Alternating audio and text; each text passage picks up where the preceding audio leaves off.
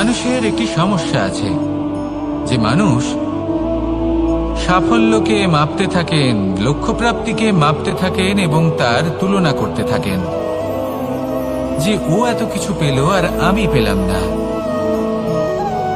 ওর কাছে এত কিছু আছে কিন্তু আমার কাছে নেই। এই তুলনা করার জন্য ওনারা দুঃখী হয়ে পড়েন, নিরাশ হয়ে পড়েন। তাই আমি একটা প্রশ্ন করছি যে এটা কি উচিত? এই সংসারে আপনি কি নিয়ে তুলনা করবেন যেখানে সূর্যদেব চন্দ্রমা দুজনেই আছেন, দুজনেই হলেন বিশেষ, দুজনেই নিজ নিজ সময়ে উদিত হন। এদের মধ্যে একজন না থাকলে তাহলে আমাদের জীবন কঠিন হয়ে পড়বে। ঠিক সেইভাবেই আপনি যদি একটা বড় রেখা অঙ্কন করেন তাহলে অন্য রেখাটি ছোট হয়ে পড়ে না, সে তেমনই থাকে যেমনটা সে ছিল। আপনার অস্তিত্ব কখনো ছোট বা বড় হতে পারে না। শুধু তুলনা করার জন্য আপনার এটা মনে হতে পারে। যদি আপনি যুদ্ধ করতে চান আপনার তলোয়ারের প্রয়োজন পড়বে। যদি বস্ত্র তৈরি করতে চান এত বড় তলোয়ার দিয়ে কিছুই হবে না, তখন প্রয়োজন পড়বে একটা ছোট্ট সূচের। তাই তুলনা করবেন না, না নিজেকে ছোট মনে করবেন না অন্য কাউকে। সবার সাথে সহযোগিতা করুন, আর যদি তুলনা করতেই হয় নিজের সাথে করুন যে কাল আমি কেমন ব্যক্তি ছিলাম, আজ কি তার থেকে শ্রেষ্ঠ হয়ে উঠতে পেরেছি। ভেবে দেখুন ভবিষ্যতে গিয়ে আপনি কতটা শ্রেষ্ঠ ব্যক্তি হতে পারেন। আসুন আমার সাথে ভালোবেসে বলুন রাধা রাধা। বস্ত্র আমাদের সকলের প্রিয়, এটা আমাদের জীবনযাপনের জন্য প্রয়োজনীয়। আমরা সবসময় চেষ্টা করি সেই বস্ত্র পরতে যা পরলে আমাদের দেখতে ভালো লাগে।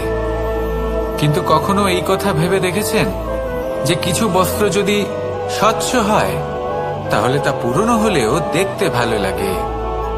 ঠিক তেমনি যেমন কোনো খাবার যদি মশলাদার না হয়, অত্যন্ত সুস্বাদু নাও হয়, কিন্তু যদি তা গরম হয়, টাটকা হয়, তাহলে খেতে ভালোই লাগে। ঠিক সেইভাবেই যদি কোনো ব্যক্তি সুন্দর নাও হয় কিন্তু তার কথা খুবই মধুর হয়, তাহলে সেই ব্যক্তি সকলের প্রিয় হয়। কোনো ব্যক্তি যদি ধনবান নাও হন কিন্তু তিনি যদি গুণী হন তাহলে এই সংসারে সম্মান লাভ করেন। সেই জন্য কখনো এই বিষয়ে দুঃখ পাবেন না যে আপনার কাছে ভৌতিক স্বাচ্ছন্দ্য নেই। আপনার কাছে সব থেকে বড় বস্তু, সব থেকে মূল্যবান বস্তু যেটা আছে সেটা হলো আপনার আত্মা, আপনার মন, আপনার বিচারধারা, আপনার গুণ, আপনার কথা। এগুলো সবসময় শুভ রাখুন এবং সবসময় নিজের সাথে রাখুন। এই জীবন সফল হবে এবং প্রেমময় হয়ে বলে উঠবে রাধা রাধা। নন্দ বাবাও খেলার ছলে খুব বড় বড় শিক্ষা দিতেন। অনেকদিন আগেকার কথা, বাবা আমার জন্য একটা মানচিত্র নিয়ে এলেন। এটা ছিল জম্বুদ্বীপের মানচিত্র, ঠিক যেন একটা ধাঁধা যা টুকরো টুকরো করে বিভিন্ন দিকে ছড়ানো, যেগুলোকে আমায় জুড়তে হতো। ব্যাস শুধু এটুকুই ছিল আমার কাজ। আমি বারবার প্রচেষ্টা করলাম কিন্তু বারবার অসফলই রয়ে গেলাম। বাবা এটা দেখলেন এবং হাসলেন। বাবা বললেন, একটা কাজ করো, এই প্রত্যেকটি অংশকে উল্টে রাখো। আমিও উল্টে রাখলাম। তারপরে দেখলাম প্রত্যেক অংশে মানুষের শরীরের কোনো না কোনো অংশ চিহ্নিত। কোথাও হাত আছে, পা আছে, কোথাও মুখ আছে। বাবা বললেন যে এবার এটা জুড়তে চেষ্টা করো। আমিও জুড়ে দিলাম। মানুষের মানচিত্র পূর্ণ হলো। এবার বাবা বললেন এটা উল্টে রাখো, মানচিত্র পূর্ণ আকার ধারণ করেছে। আমি বললাম ঠিক আছে। আমি উল্টে রাখলাম, দেখলাম জম্বুদ্বীপের মানচিত্র পূর্ণ হয়েছে। বাবা বললেন, যদি দেশকে সফল করে তুলতে চাও, শক্তিশালী করতে চাও, স্থির বানাতে চাও, তাহলে সবার আগে দেশবাসীকে একত্রিত করতে শেখো। সকল সৈন্যগণ যখন একজোট হয়ে দাঁড়াবে তখন দেশের শক্তি আরো বেড়ে যাবে। শুধু তাই নয়, বাবা বললেন যদি ভালোবাসার সাথে জড়িয়ে পড়ো তাহলে পরমাত্মাও তোমার সামনে এসে দেখা দেবেন। তাহলে এটাই করুন আর আমার সাথে ভালোবেসে বলুন রাধা রাধা। ছোটবেলা থেকেই আমি গরু চড়িয়ে অভ্যস্ত, সেই জন্য সকলে আমাকে গোপাল নামে ডাকত। কিন্তু গোপাল হয়ে আমি একটা অমূল্য শিক্ষা লাভ করেছি। আমি দেখেছি যে গৌশালাতে অনেক বাছুরের মধ্যে একটি গাই তার নিজের বাছুরকে অবশ্যই চিনে ফেলে। যেখানে সমস্ত বাছুর একই রকম দেখতে এবং প্রত্যেকের স্বরও সমান, তারপরেও সকল বাছুরের মধ্যে নিজের বাছুরকে ঠিক চিনতে পেরে যায় এবং তার সাথেই থাকে। ঠিক এইরকমই কিছুটা হয় আমাদের কর্ম এবং তার কর্মফল। আপনি সবার মাঝে থেকেও কোনো কর্ম যদি করেন, সেই কর্মফল সবার মধ্যে আপনাকে চিনে ফেলবে এবং আপনার সাথেই থাকবে। তাই যখনই কর্ম করবেন ভেবে চিন্তে করবেন। কোনো কর্ম করার আগে একবার ভেবে দেখুন, তাহলে জীবনে বারংবার অনুতপ্ত হতে হবে না। কারণ বিষয়টা কিছুটা এরকম যে এই সংসারে আপনি কাল, কর্মফল এবং সময়, এই তিনের হাত থেকে কখনো লুকোতে পারবেন না, কখনো পালাতেও পারবেন না। আসুন আমার সাথে ভালোবেসে বলুন, রাধা রাধা। জন্ম এবং মৃত্যু, একটি হলো জীবনের সূত্রপাত, আরেকটি জীবনের সমাপ্তি। এটা হলো একটি চক্র এবং প্রত্যেক চক্রের মতোই এটাও যেখান থেকে শুরু হয় সেখানে এসেই সমাপ্ত হয়। অর্থাৎ প্রত্যেক ব্যক্তি যারা জন্ম নিয়েছেন তার জন্মের সাথে এটা সুনিশ্চিত হয়ে যায় যে তার মৃত্যু হলো অবশ্যম্ভাবী। এই সংসারে এমন কিছুই নেই যা চিরকালের মতো থেকে যায়। এবার এটা আমরা সবাই জানি।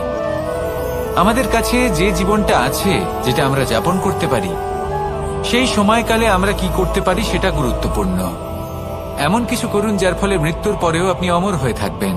আমাদের কথা, আমাদের কর্ম এই সংসারে প্রেরণা প্রদান করতে পারে। আর যদি আমরা প্রেরণা নাও জোগাতে পারি, তাও এই সন্তোষ বোধ যেন থাকে যে আমরা আমাদের জীবন ব্যর্থ হতে দিইনি। এই জীবন যাপন করার ইচ্ছেতেই আমরা সময় ব্যর্থ করে দিই। আর এই জীবনকে যাপন করার সর্বশ্রেষ্ঠ উপায় হলো এটাই যে কখন আমাদের মৃত্যু হবে, কিভাবে আমাদের মৃত্যু হবে, এই চিন্তা ত্যাগ করে যেন আমরা বর্তমানে বেঁচে থাকি, আজকে বেঁচে থাকি, আজকে দাঁড়িয়ে কর্ম করি এবং আজ যে সংকট সামনে তার সম্মুখীন হই। ভবিষ্যতের পথ নিজে থেকেই উন্মুক্ত হবে। আপনার জীবনে অনেক বড় বড় বিপদরূপী পাথর আসবে। সেই পাথরগুলিকে এতটাই দুর্বল করে দিন যাতে সেই পথ আপনি অগ্রসর হওয়ার পরে আপনার পেছন পেছন যে সেই পথ দিয়ে আসবেন তিনিও যেন সহজেই পাথর চূর্ণ করে সামনে অগ্রসর হতে পারেন। মনে রাখবেন, আপনার প্রচেষ্টারও একটা মাহাত্ম্য আছে। যদি আপনি কোনো কেল্লার শিখরে পতাকা উত্তোলন নাও করতে পারেন, তাহলেও আপনার প্রচেষ্টার যে মাহাত্ম্য তা কখনো কমে যাবে না। সেই জন্য প্রচেষ্টা করতে থাকুন আর আমার সাথে ভালোবেসে বলুন, রাধা রাধা। মানুষ সবসময় চায় যে তার জীবনে যেন কখনো কোনো সমস্যাই না আসে। সে চায় তার জীবন যেন শুধুমাত্র শান্তি এবং সুখের দ্বারা পূর্ণ থাকে। কিন্তু এই চাহিদা অনুচিত কিছু নয়। আমরা সবাই এটাই চাই যে জীবনে সুখ থাক, শান্তি থাক। কিন্তু এই কথা সবসময় মনে রাখবেন, যে সূর্য উদিত হন সংসারকে প্রকাশমান করেন, দুপুরবেলায় সংসারকে রৌদ্র প্রদান করেন, সন্ধেবেলায় তাকেও অস্ত যেতে হয়। এবার আমাদের জীবন চক্র কিছুটা এরকমই। কোনো কিছুই চিরকাল একরকম থাকে না। কখনো এই নদীকে দেখুন যা বয়ে চলেছে। এই নদী যা বয়ে চলেছে তার পথেও অনেক বিপদ আসে। বড় বড় পাথরের সম্মুখীন হয়ে তাকেও সামনে এগিয়ে যেতে হয়। একটি পুকুর যা চারদিক থেকে ঘেরা, তার জীবনে কিন্তু কোনো সমস্যা নেই। কিন্তু এই সংসারে পুকুরের পুজো করা হয় না, পুজো করা হয় নদীকে। মনে রাখবেন, সমস্যার ঊর্ধ্বে তিনি উঠতে পারেন যিনি সমাধি লাভ করেছেন, যিনি এই সংসারেই নেই।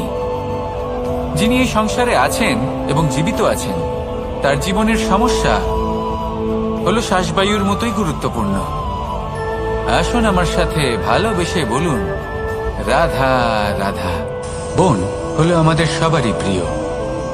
সেখানকার সৌন্দর্য, শান্তি, সেখানকার পরিবেশ আমাদের সকলের ভালো লাগে এবং সেখান থেকে আমরা কাঠ পাই, যা সংসারে আমাদের জীবনে আমাদের খুব সহায়ক হয়ে ওঠে। এর দ্বারা আমরা অনেক কিছুই প্রাপ্ত করতে পারি। অনেক বাদ্যযন্ত্র আমরা লাভ করতে পারি। এর অনেকভাবে প্রয়োগ সম্ভব। কিছু কাঠ অত্যন্ত সুগন্ধি হয় যা আমরা ঈশ্বরকে নিবেদন করি, যেমন চন্দন। এবার ভাবুন, একজন অসাবধানী ব্যক্তি, তার হাত থেকে ছোট্ট একটা আগুনের ফুলকি যদি সেখানে পড়ে, তাহলে তা সমগ্র বনকে ভস্ম করে দিতে পারে। আর যখন এই আগুন ছড়িয়ে পড়ে তখন তা কাউকে রেহাই দেয় না। অন্য বৃক্ষকে নয়, পাতাকে নয়, ফলকে নয়, কাঁটাকে নয়, কাউকে নয়, পথে যাকে পায় তাকেই ভস্ম করে দেয়। এই ছোট্ট আগুনের ফুলকি। কিন্তু এই ছোট্ট আগুনের ফুলকি সবার আগে কাকে ভস্ম করে? সেই সকল ছোট ছোট শুকনো পাতা, সেই ছোট ছোট গাছের ডাল। ঠিক সেইভাবেই আপনার জীবনে একজন খারাপ ব্যক্তি এসে হয়তো আপনার সমগ্র জীবন ধ্বংস করে দিতে পারে। আর আপনার এই জীবনে এই ছোট ছোট শুকনো পাতা এবং এই ছোট ছোট শুকনো কাঠ আপনার ছোট ছোট স্বার্থ। আপনার স্বার্থের দ্বারা এই অশুভ ব্যক্তি আপনার মনে অশুভ আবেগ বাড়িয়ে তুলবে এবং আস্তে আস্তে আপনার জীবন শেষ করে দিতে পারে। তাই মনে রাখবেন, এই জীবন অমূল্য। আপনি হলেন অমূল্য। এই জীবন যাপন করুন এবং এই জীবনের কাছে পৌঁছানোর দ্বার আর কোথাও নেই, আপনার কাছেই আছে। আপনার মনে, আপনার বিবেকে, আপনার দৃষ্টিভঙ্গিতে, আপনার ভাবনাতেই আছে। এই দ্বারকে খুলুন। জীবন সফল হবে আর ভালোবেসে বলবে, রাধা রাধা। কথায় আছে যে স্বপ্ন এবং লক্ষ্য হলো একটি মুদ্রারই দুটি দিক। যতক্ষণ না স্বপ্ন দেখছেন ততক্ষণ বুঝবেন কি করে আপনার লক্ষ্য কি? স্বপ্ন দেখে যদি নিজের লক্ষ্য বুঝতে পারেন, সেটা পেতে চান, তবেই সেটা লাভ করতে পারবেন। কিন্তু স্বপ্ন এবং লক্ষ্য এই দুইয়ের মধ্যে একটা ভারসাম্য রয়েছে, যেটা বজায় রাখা প্রয়োজনীয়। একে আমরা বলে থাকি পরিশ্রম। দেখুন, যদি আপনি স্বপ্ন দেখতে চান তাহলে পরিশ্রম ত্যাগ করে নিদ্রা লাভ প্রয়োজন। কিন্তু যদি আপনি লক্ষ্য লাভ করতে চান তাহলে আপনাকে নিদ্রা ত্যাগ করে পরিশ্রম করতে হবে। তাই আলস্য ত্যাগ করুন এবং সিদ্ধান্ত নিন যে আপনি কি চান। আপনার জীবনের এই তুলাদণ্ডে স্বপ্নের পাল্লা ভারী হওয়া প্রয়োজন নাকি লক্ষ্যের?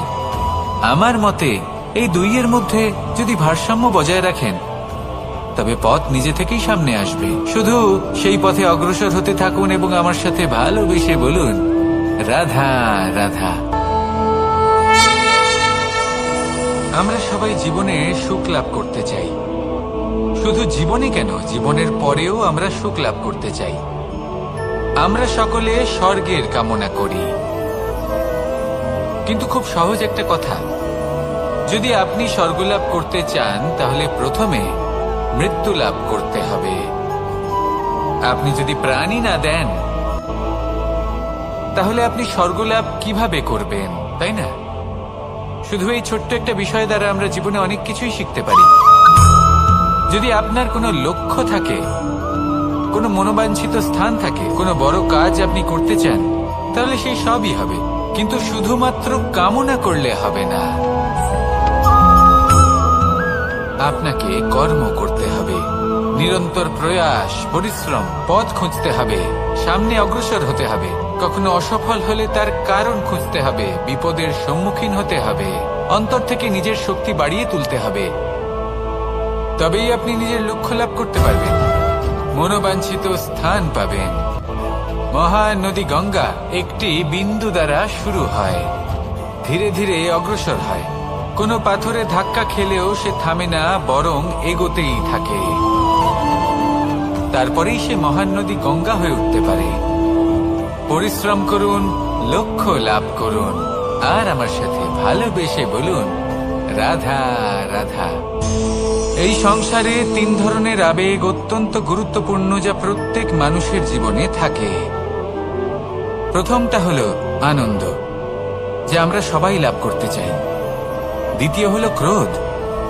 এটা তখনই আসে যখন আমরা আমাদের উপর নিয়ন্ত্রণ হারাই বা কোনো পরিস্থিতি আমাদের প্রতিকূল হয়ে থাকে। তৃতীয় হলো দুঃখ। এই দুঃখ তখনই আসে যখন কোনো একটা পরিস্থিতি আমাদের মনের মতো হয় না, বা আমাদের প্রিয়জন আমাদের বুঝতে পারেন না। আমরা অমূল্য কিছু হারিয়ে ফেলি, তখন এই দুঃখ আমাদের হৃদয়ে আশ্রয় নেয়। এই তিন আবেগ হলো এমন যে আমাদের জীবনে আসতে এবং যেতে থাকবে। কিন্তু এই তিনটি আবেগের বিষয়ে কোন কথাটা মনে রাখতে হবে সেটা শুনুন। যখনই আপনি আনন্দে থাকবেন, প্রতিশ্রুতি দেবেন না, কারণ যখন মানুষ আনন্দে থাকেন তখন তিনি নিজের বিবেক বোধ হারিয়ে ফেলেন। দ্বিতীয়ত, যখনই আপনি ক্রুদ্ধ হবেন, উত্তর দেবেন না, কারণ ক্রোধের বশে যে উত্তরই দেবেন সেটা শুভ হবে না। তৃতীয়ত, যখনই আপনি দুঃখী থাকবেন, কোনো সিদ্ধান্ত নেবেন না, তখন নিজের মনের ওপর, নিজের কর্মের ওপর, নিজের উপর নিয়ন্ত্রণ রাখতে চেষ্টা করুন। যদি এই তিনটি আবেগের ক্ষেত্রে এই জিনিসগুলো মনে রাখেন, তাহলে জীবনে কখনো আক্ষেপ করবেন না। আসুন আমার সাথে ভালোবেসে বলুন, রাধা রাধা। আমাদের মধ্যে বেশিরভাগ মানুষ কোনো না কোনো মহাশক্তির উপস্থিতিকে বিশ্বাস করেন। আমরা মনে করি যে এ হলো সেই মহাশক্তি যার প্রভাব, যার কৃপা চিরকাল আমাদের উপর বজায় থাকে। আমাদের কর্মের ওপর, কর্মফলের ওপর চিরকাল তার দৃষ্টি থাকে। আমাদের মধ্যে কেউ একে ঈশ্বর মনে করেন, কেউ বা প্রকৃতি মনে করেন, বা কেউ কোনো গৃহপালিত পশুর মধ্যে মহাশক্তির দর্শন লাভ করেন, বা কেউ কোনো বস্তুর মধ্যে। প্রত্যেকের নিজস্ব বিশ্বাস আছে, কিন্তু সেই শক্তির থেকে আশীর্বাদ লাভের জন্য বা কোনো ইচ্ছে পূরণের জন্য আমরা কখনো না কখনো মন্দিরে যাই। এই মন্দির শব্দের সূত্রপাত কিভাবে, আগে সেটা বুঝে নেওয়া যাক। মন্দির, এই শব্দের আরম্ভ হল মনের দ্বারা। কিন্তু বেশিরভাগ মানুষ যখনই মন্দিরে যান কোনো ইচ্ছে পূরণের জন্য বা ইচ্ছে পূরণ হওয়ার পরে ধন্যবাদ দেওয়ার জন্য, তখন তিনি শুধুমাত্র শারীরিকভাবে সেখানে উপস্থিত থাকেন। তার মন তো সাংসারিক কাজের মধ্যেই ঘোরাফেরা করতে থাকে, তাই না? তাহলে বলুন, এর অর্থ কি? যদি আপনি মন্দিরে নিজের মনকেই না নিয়ে যান, তাহলে তার কি লাভ হবে? মন্দিরে গিয়ে নিজের মনকে ঈশ্বরের চরণে পূর্ণরূপে সমর্পণ করুন। নিজের মন থেকে ঈশ্বরের আরাধনা করুন, আর এই মন থেকেই বলুন, রাধা রাধা। মানুষ শুধুমাত্র দুই ধরনের ব্যক্তির সামনেই নত হন।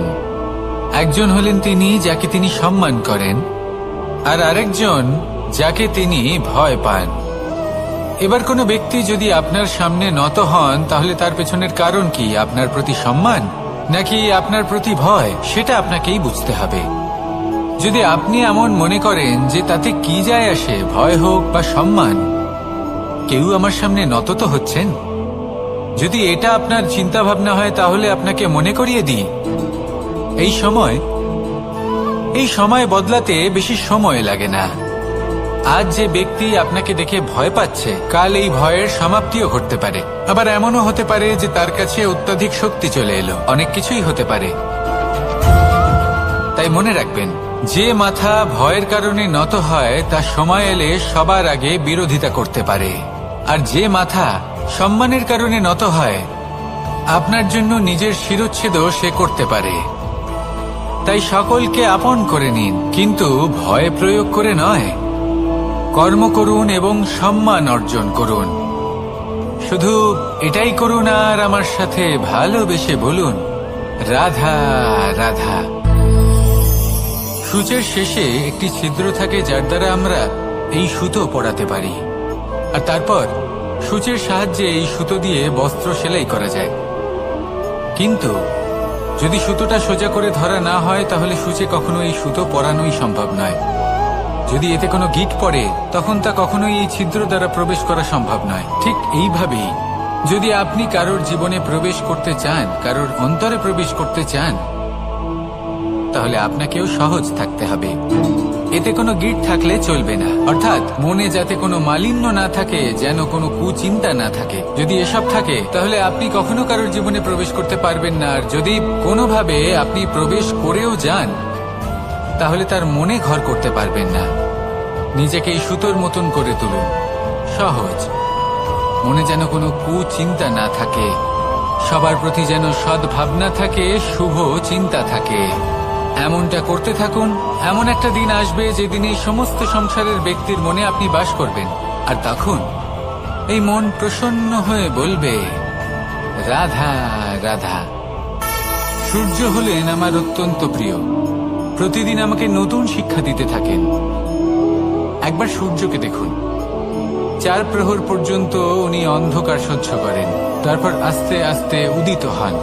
প্রথমে লাল, তারপর গেরুয়া, তারপর শ্বেত বর্ণ ধারণ করেন।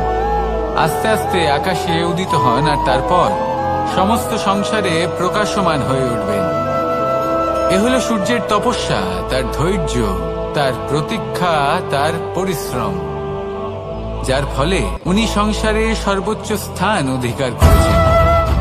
যদি আপনিও এই সংসারে সূর্যের মতোই মহান হয়ে উঠতে চান, সূর্যের মতো এই সংসারে সর্বোচ্চ স্থান অধিকার করতে চান, তাহলে আপনাকে সূর্যের মতোই তপস্যা করতে হবে, প্রতীক্ষা করতে হবে, ধৈর্য ধরতে হবে, পরিশ্রম করতে হবে।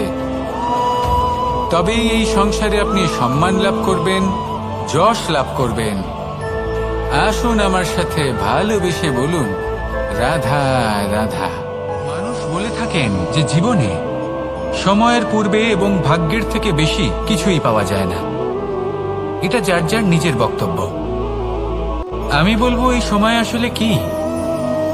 এই সময় হলো যাতে যুগ যুগান্তর নিহিত আছে, যার মধ্যে দিন আছে, মাস আছে, বছর আছে, ঠিক কিনা? বাস্তবে আপনার কাছে সময় কতটা আছে যা আপনি সদ্ব্যবহার করতে পারেন? তখন থেকে আছে যখন থেকে আপনি নিজেকে বুঝতে শুরু করেন। ততক্ষণ আছে যতক্ষণ না আপনি এই সংসার ছেড়ে চলে যাচ্ছেন। শুধু এটুকু সময় আছে আপনার কাছে। আর যদি ভাগ্যের কথা বলা হয়, তাহলে ভাগ্য হলো সেই পরিস্থিতি যখন মানুষ নিজেকে সময়ের হাতে সমর্পণ করে দেন, তাকে ভাগ্য বলে।